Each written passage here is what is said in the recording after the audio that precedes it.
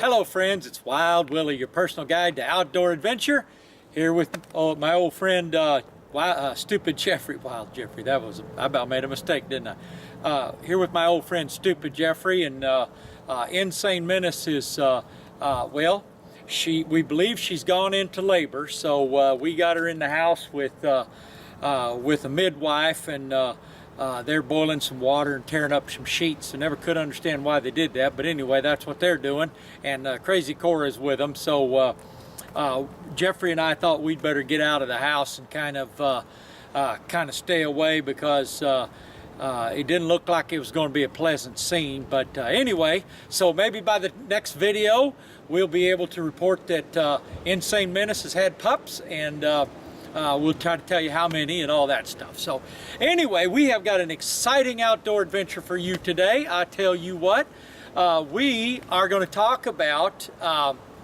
what kind of plants are edible when you go out into the woods, out on a hike. Now, it's always important to know this, because if you're out in the woods and you've been hiking along a long time and you get hungry and you didn't bring enough food, well, you better have something to eat.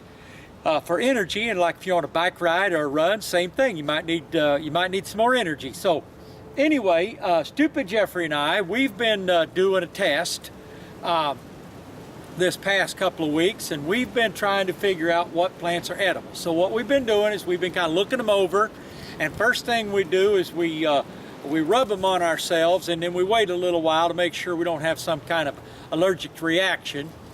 You may not know this or not, but midwives were invented right here in southwest Missouri. And how they got the name midwife is there was some folks that was getting ready to have a baby, and they needed to have somebody help them. So the mama said, "You run midway to town, and you get old Joe's wife, and you bring her back here."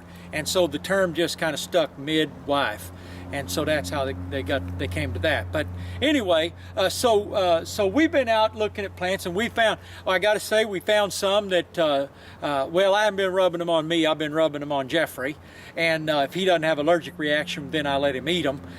But anyway, a couple of plants he broke out real bad. The doctor said one of them he thought was probably poison oak, and the other one was poison ivy. We don't know for sure which one was which, because we were doing a lot of rubbing that day on him.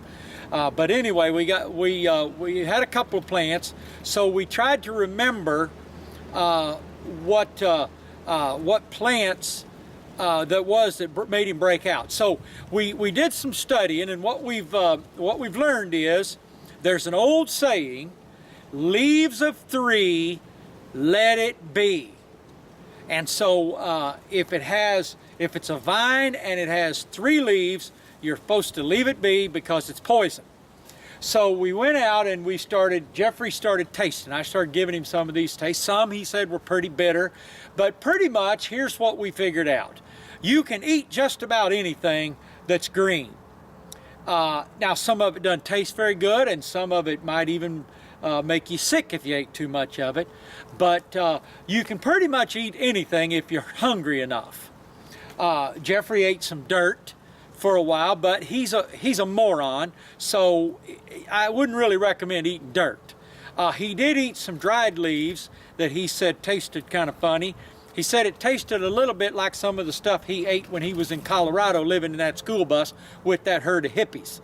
So anyway, the only thing he ate that really messed with him was before I could get him stopped, he was eating what we later came to think was probably poison ivy.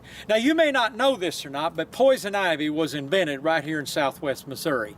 It was invented to keep people out of your garden, because people used to come around and they'd steal stuff out of your garden and they'd eat it and move on. And so to keep people from doing that, they created this poison ivy and planted it in the garden, and people would come by and they would eat it and get sick. Well, Jeffrey ate some, and he's been scratching inside something terrible. He's rubbing around.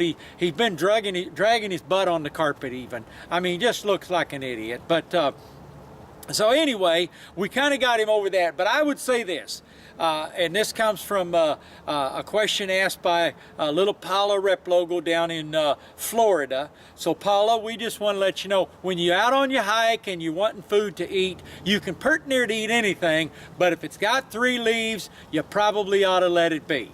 That's what we learned from just about ruining Stupid Jeffrey. So anyway, this is Wild Willie and Stupid Jeffrey and Insane Menace in the house having pups, and Crazy Corey in there barking directions, and the midwife. So anyway, from all of us at Wild Willie's Outdoor Adventures, get out and have your own great outdoor adventure. See you next time.